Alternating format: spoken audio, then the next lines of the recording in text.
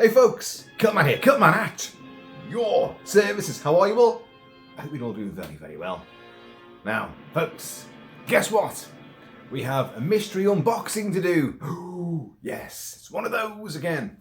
And it's a mystery movie canvas. Regular viewers know exactly what the drill is going to be now. For new viewers, what happens is thus. Super channel contributor Steve 007 Smith, a great friend. He's been a champion of the channel for years and years. Sends a lot of goodies to Kiltman, which you always see.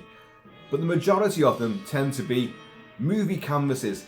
You can see them in the background, up there. Predator, Brother of the Wolf, somewhere over there. Yeah. Frankenstein meets the Wolfman. Rambo's over there somewhere. He sends hundreds of these to me. Sometimes landscape, sometimes portrait. But what he does, he sends me some clues as to what they might be.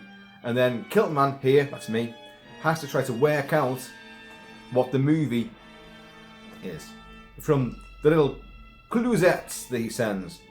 Now, yesterday was a big rugby day, the Rugby Six Nations, and lo and behold, Scotland beat England in a fabulous game.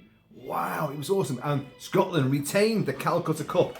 I was out in all my finery from the Highlands, and wow, it was a great, great day. But this canvas arrived yesterday, but I had no time to unbox it, and it arrived out the blue, and I was like, oh my god, didn't expect this. And Steve's not been too well of late, he won't mind me saying, but he's a strong guy, he's a wonderful guy, and he will get better, he will pull through this, and he's going to be right as rain soon. So all join me in sending him all your regards and wish him a speedy recovery, because even though he's under the weather, he managed to get this sorted out and send it to me. Now what Steve does, Steve finds artwork, whether it be original movie poster artwork or fan-based artwork or just alternate poster variations. He'll find them and he might redoctor them. He might change some wording here. He might put an extra image in. He'll change the colouring on it, and he sends it off to the elves in the workshop, and then he come up with basically movie magic on a canvas, and you'll see it. Now, I have no idea what's in there. I'll show you the box. There's the box. We have obscured the address, obviously. Comes in these boxes, and in there, the canvas is face against a huge cardboard backing piece and then cellophaned over. So even when I open it, I still can't see what it is until I actually turn it round. Because what I'm going to do, I'm going to tell you the clues, then I'm going to try to work out what it is, and then I'm going to open it, and I'm going to reveal it so you guys see it before I do. My track record with this is actually really good. It really is, and that's because me and Steve are on the same sort of wavelength, we're the same sort of age, we grew up in the same movies, we have very, very similar taste in movies. So there's a kind of like, I don't know, a subliminal telepathy, you know, that takes place, and I kind of guessed them, but he has thrown me a few curveballs, and lately he's been ultra way out and generalised with his clues. So they really have left me in the dark. But what I will say is, even when I get them wrong, I usually have a little list of what it could be, and I might go, it's going to be this, and if I'm wrong, I go, oh damn it. But in the runners up, the actual proper, the thing that it is has been in my list as well, and I've just not plumped for it at the end of the day. Right, so what are the clues then, Kiltman? Okay, well, Steve sent, I've written them down, don't worry. Okay, he said it's a classic take on a classic monster. Yes, so hence you can see some classic monsters here. But this one is old enough to be considered a classic in itself. So a classic take on a classic monster. So what are your classic monsters? Well, they're vampires, werewolves, zombies, mummies, ghosts, you know, all sorts of things. But a classic take on a classic monster. but this particular version is old enough to be considered a classic in itself. And it always appears on lists of horror's scariest scenes. Ooh, well, I know you can all start Googling horror's scariest scenes, but I don't think it's going to yield too much in that regard. I did, and they're all modern stuff, and there's nothing that would actually. I already had an idea what this could be. Well, several ideas I've written down. Always appears on lists of horror's scariest scenes. Probably laughed at by today's audiences. Right, okay. Well, a lot of films, like a lot of classic movies, classic old horror movies, people think get laughed at by modern audiences. That's not always true, but it's a very obvious thing to say.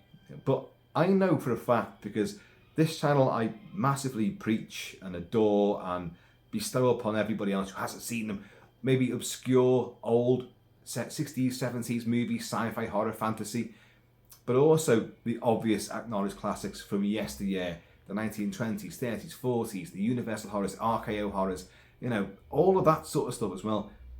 And the 50s, the mutant giant ants and invaders from outer space. I love these movies, and people often get back to me and say, like, I watched your video, and like, my God, I sought out that movie. Oh, I didn't expect to love it, but my God, it's brilliant. I get that quite a lot, and that is genuinely heartwarming, not just to me, just to know that these films do have an audience, and another generation can learn to appreciate them and adore them and be excited by them. Because without those movies, you wouldn't have the movies that the kids love today, because those movies influenced all of that. So, right, probably laughed at by today's standards. Okay. I pretty much thought of two things straight away. And the weird thing was, yesterday, as this arrived, just before the rugby, I was doing a video on An American Werewolf in London. Yes, the classic, John Landis, 1981, Rick Baker designed the effects, man into wolf, Jenny Agutter as the sexy nurse Price, An American Werewolf in London. You made me miss. I've never missed that bug before. Yes, that movie. And I thought, well, oh my God, there's a classic take on a classic monster. Old enough now to be revered as a classic in its own right. The werewolf is my favourite monster of all time. Werewolf, wolfman, however you want to, term this guy, this thing, this brute, this beast. But An American Werewolf in London is a classic take on the original Wolfman saga and the original monster, and it without a doubt is a classic in its own right, with many really great standout scare scenes, many, and I've discussed it a hell of a lot already. But I thought, oh my God, what if he sent that to me? And the weird thing about that is that he's already sent me a canvas, haven't you, Steve, of American Werewolf. The transformation as the beast as David becomes the beast, all hairy and his snout's gone out there, and it's wonderful. And I've shown it a lot in the background, a big video unboxing it as well. So he's only sent that, but he has sent me several original Wolfman canvases too. So it wouldn't be the first time that he's revisited something.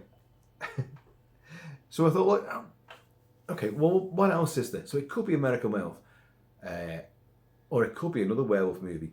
Another classic. It could be The Howling, which he knows I love that movie. Well, you guys know I love that movie. Talked about it a lot as well. This is the problem now. I'll start talking myself into loops and riddles, and I'll go round the houses, and I'll change my mind as to what I think it's going to be. Oh my God, that it must be this. But so I thought werewolves, other classic monsters, Frankenstein's monster. But what newer version? Because all these monsters have had millions of variations, and every decade produces several, versions of that particular monster. Be it werewolves, vampires, zombies, all that sort of stuff. So the Frankenstein's monster. But I thought, well, what classic horror scenes are the scare scenes in a more recent or recent-ish version of Frankenstein's monster. And I couldn't think of any. Genuinely couldn't think of any. Some great movies, lots of Kenneth Branagh's Mary Shelley's Frankenstein. It's a wonderful, wonderful movie. I wouldn't say it's particularly horrific, to be honest with you, but I do love the movie. I can't really think of any scary scenes, so can't be that. The Mummy. Well, The Mummy, the original Boris Karloff, is fantastic. And I love Universal's offshoots of that, with Lon Chaney Jr. playing the Mummy and various other people in the bandages. They became very sort of samey, but you know, I still love them. And of course, Hammer will revisit that, as Hammer revisited Frankenstein as well, but Curse of Frankenstein. And I've just realised there is a great big superb scare in that. Oh God. Maybe it is Frankenstein after all. Damn it! I didn't write that down in my little list. Damn it! Where was I going with that? Oh, someone remind me. Where was I going with that? The Mummy. That's right. Hammer revisited The Mummy, but Christopher Lee, who played Frankenstein's monster, playing the Mummy. And there are some great scare scenes in that. And the film potentially could be laughed at these days. The Werewolf, obviously. You've got Curse of the Werewolf, The Wolfman, Curse of the Werewolf, Legend of the Werewolf. And then you've got many, many other American Werewolf, vampires. I'm getting to the point, folks, don't worry. Vampires. Bela Lugosi as Dracula from the original Todd Browning Dracula. Or, if you like, the Spanish variation, which was filmed at the same time, and a much longer, more technically elaborate version. It's better in almost every way, except for one way. It's got a different guy playing Dracula. It's got a Spanish actor, Carlos Villegas, who he has, you know, the man that laughed, the man that smiled, that big toothy grin on that old 1920s silent movie with the big Richter's grin. He looks a bit like that because he's just grinning all the time, which Bela Lugosi does not do. So that version is great, but Bela owns the role without a doubt. And then you would of course have Christopher Lee playing Dracula in Hammer's Dracula. Same time they did Curse of Frankenstein, they did Dracula. Or in America, Horror of Dracula. And then you go on to do The Mummy. And Dracula too many other times after that. What else? Creature of the Black Lagoon. Is that really all I put? That is actually all I put, apart from what I think it is. Oh, by the way, if you're keeping up with the videos, you'll know that I did not have any whiskey in the house earlier on. I do now. Cheers, y'all. Cheers, Steve. And your good health, sir.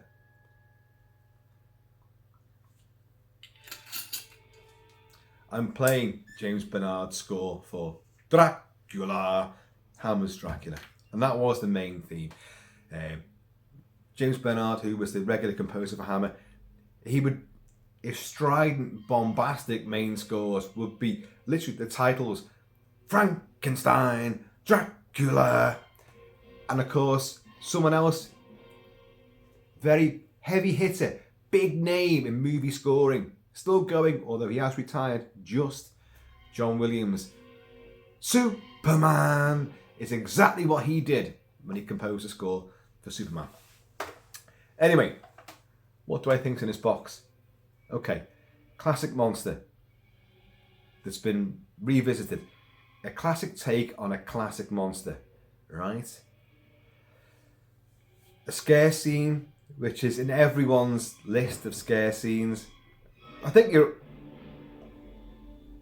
I'm wearing it. Look. If that doesn't give the game away, I don't know what does. I think it's Barlow. I think it's Salem's Lot. 1979, the TV movie based on Stephen King's rather lengthy vampire novel, Salem's Lot. Directed by Tobe Hooper, who did Texas Chainsaw Massacre, will go on to do Texas Chainsaw Massacre Part 2, and do Life Force, of course. hang on, Life Force is a modern take on vampires. What if it's Matilda May as the sexy nude alien vampire? Princess Vixen thing. That would be great, wouldn't it? Actually, that would be great. Love Life Force. I have covered it on the channel extensively. No, I think it is Reggie Nolde who played Barlow. That vampire there, with the very Nosferatu style makeup. And it has not one, not two, but about 6 standout scare scenes. It was a 2-part TV movie in 1979, as I say, directed by Tobe Hooper, and it wowed everybody. And again, going along with Steve's clues there, scares, which is everyone's top 10. What was it? Always appears in lists of horror's scariest scenes. Yeah, well, he does. You've got him sitting bolt upright, him suddenly arriving in the kitchen. You've got just his face for one thing, and of course you've got the vampiric, the Glick boys scratching at the windows of sadly, Mark Petrie, who's the horror-loving, vampire-slaying teenager in the Salem's Lot, played by Lance Kerman. He died only a few days ago. Totally out of the blue. I think he was aged about 61, 62, which is no age at all. Christ, that's less than 10 years away from where I am right now. But Reggie Nolde, the great Reggie Nolde, the man who knew too much. Oh God, what else? The Bed with the Crystal Plumage with Dario Argento. So he worked with Hitchcock and Dario Argento. He's in Mark with the Devil as well. And he was an Austrian actor. You know who I'm talking about? It's him. He plays the vampire with the blazing feral eyes, Barlow, you know. And but in reality, he had a burnt and disfigured face, and his face is like it just comes in like that, and he looks just like that. He looks like a real life Max Schreck who played Nosferatu in the original 1922 Nosferatu. And Nosferatu was, of course, an unofficial take on Dracula. Open the box. Okay, I'm with you. Let me just have some more whiskey first. I love this. I do. I love being right, but I don't mind being wrong because, you know, the fun of this initially is the whole detective sleuthing angle, and then the fun is like, oh, the big reveal, oh, I was right, oh my God, I was wrong, oh Jesus, why did I never think of that? It's happened before. There has been things completely out the blue which I've not thought of at all, and then I get the fun of hanging it on the wall. And the beauty of these things is they're very light, just made out of plywood, and it's a beautiful canvas. If you can see in the background there, somewhere over there, behind Christopher Lee playing the Mummy, that's him there. You see those posters there? Our cooker and our kettle are over there. So steam and heat rises. It doesn't tarnish the image whatsoever. They've been there for about a year now, and there's no lessening of effect. They're vivid, they're colourful, the detail is still crisp. Right. I have my trusty ski and do. What's your ski and do? That's your wee Scottish there that lives down the side of your boot or your sock. And for me, it tends to open boxes. Mysterious boxes. So, here we go. Oh, what you can hear in there. Sometimes with these, not all the time, you get little triangular wooden blocks which you're meant to fit them in. I've never really worked out how they do it actually, because the canvas can sometimes come loose and start sliding down. So you're meant to tap these wooden triangular blocks in to try and tighten the canvas on the frame itself. So sometimes you get them, sometimes you don't. But that is what's rattling around in there, which has now stopped rattling around. The mystery goes on. Okay, we're going in. And maybe I should play Salem's Lot, the soundtrack. which I do have by the Harry Suckman. The unfortunately named Harry Suckman composed the score for Salem's Lot, and but I'll put it on if I'm right. Wow, I can't get into it. This has been absolutely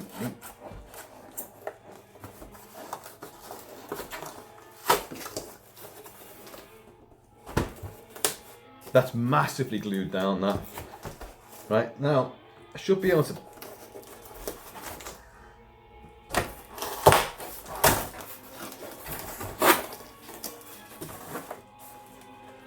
okay, right, now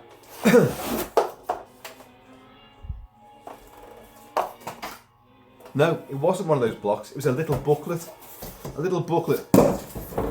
about the company that makes these. It's not like a booklet telling me what it is, so don't go thinking that. Right, so there is the canvas, and it's sealed against a cardboard piece. So I can't see what the hell that is. Now this could come out upside down, not back to front, but it could be upside down, either portrait or landscape. And believe you me, that's quite embarrassing when I watch these videos back and it just comes up upside down in a slow reveal. Anyway, let's slice through that. We'll turn this round. You guys are going to see this first. You're going to see it first. Playing Dracula. Dracula! You know. It might be Dracula. It might be Hammer's Dracula. One of the films that got Steve 007 Smith into cinema itself, and it fostered a love of cinema and movies, was Terence Fisher's 1958 Horror of Dracula for Hammer. So it could actually be that. Right, you ready? You ready? Gonna raise it up now. Oh God.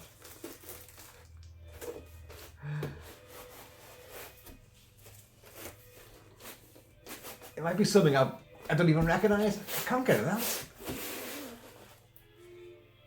Can you guys see that? Is it upside down? Is it?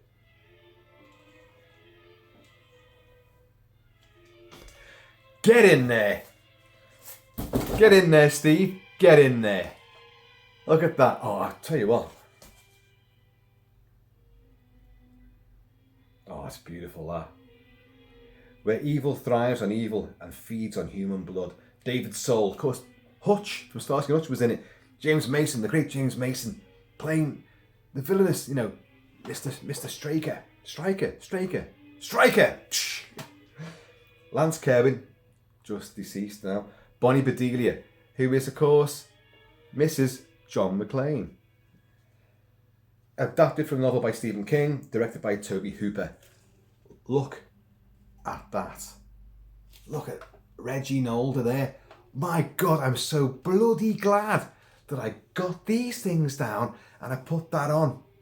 You wouldn't believe the hassle I had trying to find that t-shirt. Look at that.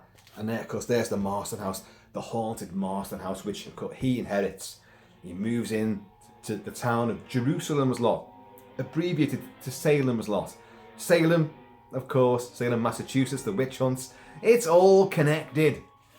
There he is with those feral eyes and those wicked, wicked claws and those little rodent teeth, those little rat fangs that he's got there. I mean, it's been replayed, of course. They did another TV movie, was it a TV movie or was it a cinematic movie? With, I've forgotten the lad's name now. He was a brat packer, I forgot his name. Rob Lowe, that's it. And Rutger Hauer playing him. Didn't work. Rutger Hauer played him as Rutger Hauer. Blonde hair, dressed in black, advertising Guinness, which in the novel, he doesn't quite look like that anyway, but that's how we know and love Barlow. Oh, Mr. Barlow, he's on a buying trip in Europe, as James Mason says. James Mason, who is playing his human minion. These vampires always have a human, but it could be Renfield or Count Yorga has that big brutish guy in Count Yorga, I forgot his name now, and he's a big lumbering Scarface brute. Count Yorga vampire, Robert Quarry, fantastic, and the Return of Count Yorga is great as well. Massively recommend those movies. But he has James Mason, who takes care of all his affairs, while he's out of town. And Striker, is it Striker or Straker? God, I can't remember now. Oh, that's sad, isn't it? Let the side down there. It's Straker. Mr. Bollard's out of town at the moment. He's on a buying trip in Europe. But he actually has great strength. He will pick a guy up and carry him down an upper corridor in that house, the Marston house, and shove this guy and impale him on a wall full of antlers which have been erected on this wall. And he'll do things like that, And he is genuinely suavely sinister. James Mason could always play a really, really good bad guy, But the big bad guy, of course, is Barlow. Look at him. And you've got the standout scene where Barlow will rise up in the kitchen of Mark Petrie's house, and his two parents will have their heads clocked together, and James Mason, Straker, will come in there in his black suit and his little trilby hat. And it's like, bow down before the master. Calls him the master. Bow down before the master. And then you've got like the priestess going like with a crucifix and all this kind of crap. Like, it's like, your faith against his faith. Who's the strongest? Who will win? Bow down before your master. It's truly, truly wonderful and genuinely frightening. That is a hideous countenance, and yet it's iconic, truly iconic. I mean, he's there as well on my t-shirt, but I was thinking, it could be a werewolf, it could be the Gill Man, it could be any classic monster, it could even be Bride of Frankenstein. But I thought, well, it's a generalised thing. It's not going to be a zombie. It's going to be. We've done Wolfmen so many times. It's a vampire, but is it Dracula? Is it a take on Dracula? Because there've been so many. When I thought of Gary Oldman in Bram Stoker's Dracula for Francis Ford Coppola, which is a wonderful movie, love it. But standout scary scene, there isn't any. It's not a scary movie. It's a passionate, dark, opulent, rich, operatic drama, gothic thriller, romance. But it's not especially a horror movie, and it doesn't really frighten you. Whereas, I was thinking vampires. What take on a vampire has got great scares and is an iconic film in its own right, and has now reached the level of being a classic, regarded as a classic. This definitely does have that sort of high regard now, that prestige. And would modern audiences laugh at it? Well, yeah. But then again, maybe not. It's a much slower movie. They did condense. It's a 2-part. It's a 3-hour movie, two 1.5 hour long episodes. But they did make a sort of 115-minute movie version of it. It's just jettisoned a lot of the soap operatics in it. Being Stephen King, there was soap opera in it as well. And Toby Hooper put that into his movie as well. Hang on a minute, I can play the bloody music, can't I? I've got the music here. Jesus. Let me find it. Dun dun. Oh, that's the wrong. That's the Rutger Hauer version. Oops. Okay. Straker is the name. So. Striker. Oh, God. Look at that there. Truly wonderful. Truly, utterly wonderful. That is, and the purple. I'm not sure if the TV show posters and artwork had sort of purple colour on them. They probably did. What I do remember, and I haven't got it now, believe it or not, I had all the original Stephen King paperback novels. And the original novel in the UK of Salem's Lot, the title was written in black, But the entire cover, which was basically this, was in purple, that colour purple. And on the bookshelves, it stood out because the spine and the back of it was in that purple colour. That looks absolutely friggin' wonderful. That's really vivid, isn't it? And look, yeah, it's that fabulous main theme, in part derived from Bernard Herrmann's score for The Seventh Voyage of Sinbad, believe it or not. Because there's an element of this which plays when Sinbad is fighting the skeleton on the stairs in the sorcerer's castle. But look at that, full moon. By the way, tonight, which is Sunday the 5th of February 2023, the snow moon rises in its full ripeness tonight. In fact, just before I began doing this video, the sky was unbelievable. Purples, reds, pinks, orange. It was just that, and in every direction as well. Sun went down over there, right? Went down. I mean, all the cemetery at the back of us. Cemetery? He'd like that, wouldn't he? The cemetery at the back of us was just lit up with spectral colours as the sun receded, and the sky was just ignited in this incredibly spellbinding conflagration of colour. And as it dipped down, the trees and all the tombs and the high mausoleums and that, like, it added so much shadow and depth to it. It was unbelievable. Had I actually been out, I would have done a video there and filmed it and shown you it, but I wasn't. I was just looking at it from the windows. But Eva loved it. And tonight is the full moon rises tonight. And it's called the snow moon this time. But there it is there. Look at that. Heralded by purple, vivid purple, lilac. Look at that. And this sort of sickly yet vivid green. Isn't it wonderful? That's absolutely fantastic. Steve, mate, that is wonderful. And of course, look at his cape. It billows about like their bat wings.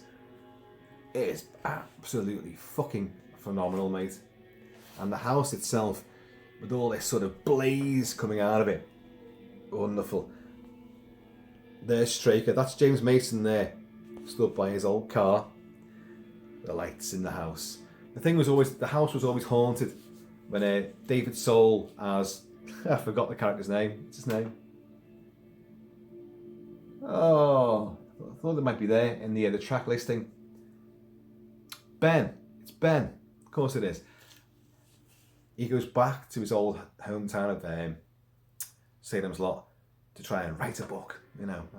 Stephen King stuff was always about writers, always about bloody writers, you know, who encounter bloody monsters, werewolves, fucking all sorts, like, you know. And he goes back, and of course he's terrified by this house on the hill, the old Marston house, with good reason, as it transpires. But there, look at that. Can you see all the details there? That looks great. Straker standing there silhouetted. But Salem's Lot, fantastic. I must have another swift imbibation of whiskage to honour our vampiric friends, and of course the great Steve W7 Smith, who never lets us down. Cheers, mate.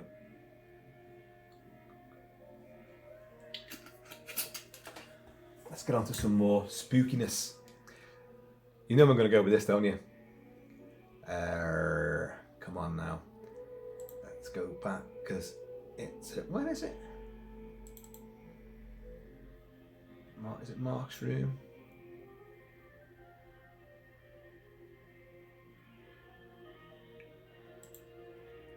Excuse me. For some reason I seem to have ditched the second disc of this, which actually has all the on the windows. Oh yeah, this will do. This is one of the Glick brothers who've been killed by him, and they come back as vampires. Ghastly looking things, and they're scratching at the windows. All the mist coming in. Listen.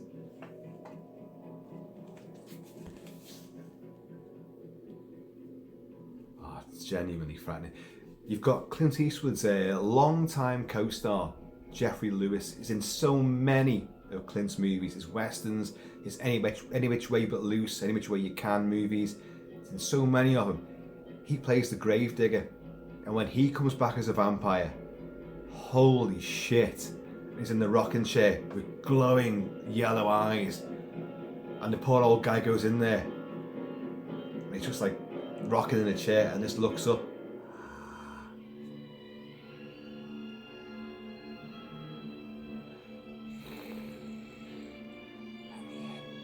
Let me in. They got fucking teeth down here. Yeah.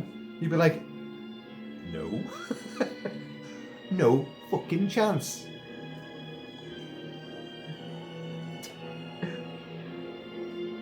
This sensual, sinuous, bewitching quality. And then you get back this rhythmic, pulsating sort of devilish beat.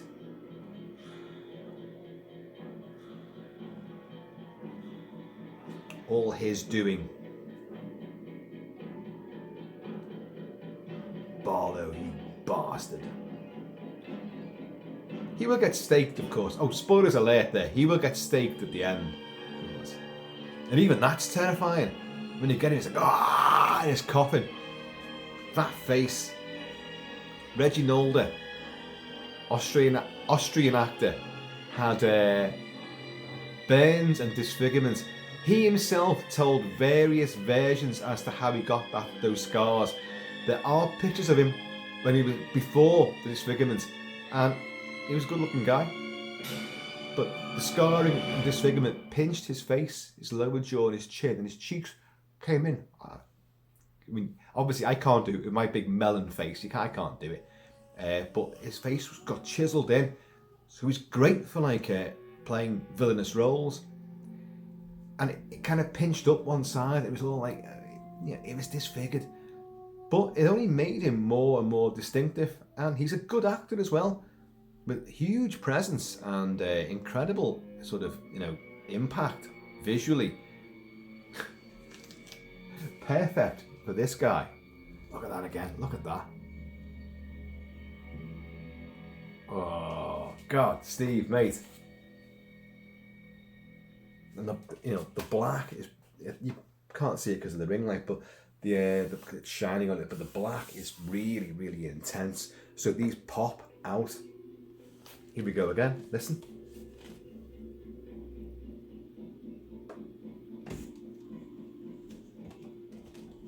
Don't fall over. Oh, put you there instead. That's fantastic. And I was right. Right again. I think really what gave it away really was, okay, it's a classic take. Well, all clues pointed towards this. A classic take on a classic monster, a vampire. Old enough to be considered a classic itself. Well, 1979, that's a long time. I was 10 in 1979. I'm way into my early 50s at this stage, so it's a long time ago. So that's classic now, considered. Always appears on lists of horror's scariest scenes. There are so many, without a doubt. Barlow just suddenly getting up. Barlow suddenly appearing when the kids are lost, in the woods. Suddenly appearing. The gravedigger, when he first gets bitten and he's in the grave and the sky changes above him and he's like that. And then as he looks down, the murdered child, one of the Glick boys, suddenly sits up. He's like, wah! It has all of those scenes in it. It's great. It does have a bit of banter and downtime throughout the 3-hour duration, but it's all worth it.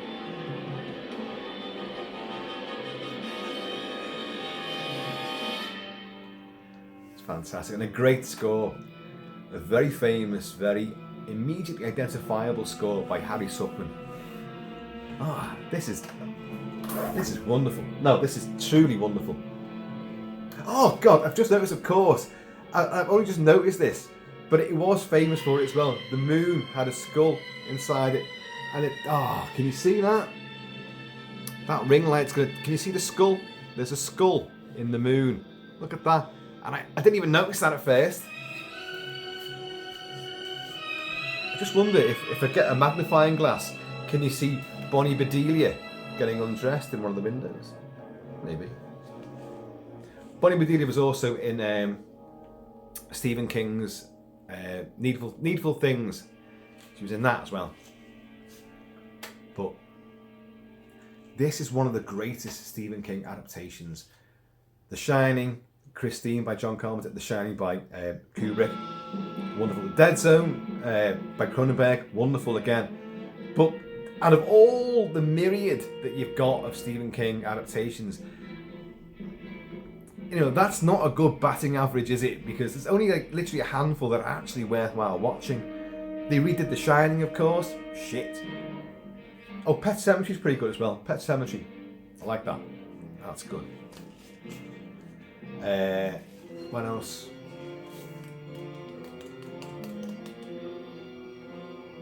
Oh, you got It as well, but It, the TV show, the TV version, was only good for one thing, and that was Tim Curry as Pennywise. But as an actual film, it was lousy, I thought. And even the movie adaptation, the recent 2-part movie adaptation of It, I wasn't massively enamoured with it at all. That's just me. But anyway, this is still one of the best. Oh, you've got Carrie, haven't you? Carrie, Brian De Palma did Carrie. That's a kind of powerful movie, that. But anyway, this is Salem's Lot. Let's get a main theme again, because I love it. Main theme and more whiskey. So folks, I want you to let me know. I've done this before, but let me know in the comments below what your favourite Stephen King adaptation is, and also, while we're on it, the scariest scenes and your favourite vampire. There you go, there's 3. That's your homework. Your favourite Stephen King adaptation, your scariest scene, and your favourite vampire. And it could be anything. It could be a vampire in Scooby-Doo. It could be the scariest scene in Scooby-Doo. I don't think you can combine Stephen King with Scooby-Doo though. I don't think you can.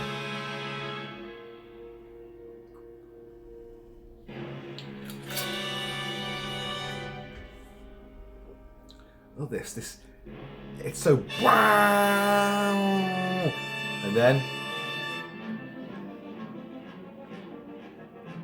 I mean, that style doesn't cry out horror, and yet the driving quality of it, and the way it rises up and falls, and all this,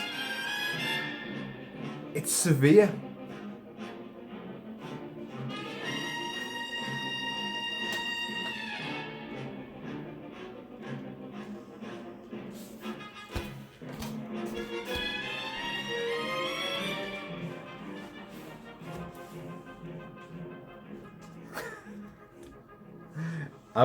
I'm elated.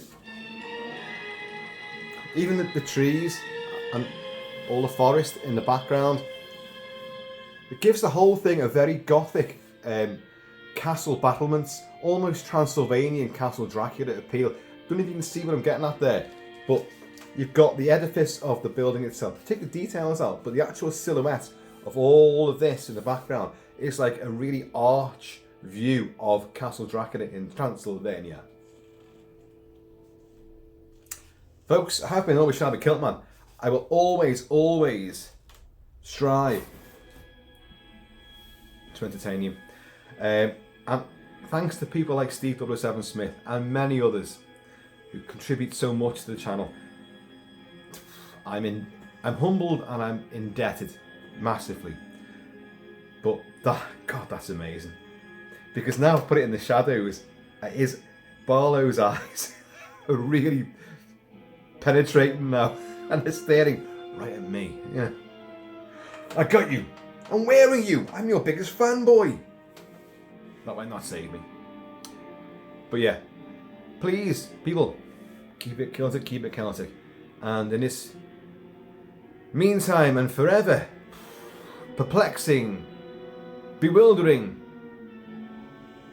devilishly snow moonian in between time, please keep it Celtic, keep it Celtic. And I am going to see you all. Keep a cross. Raiders! Even if it's from beyond the grave.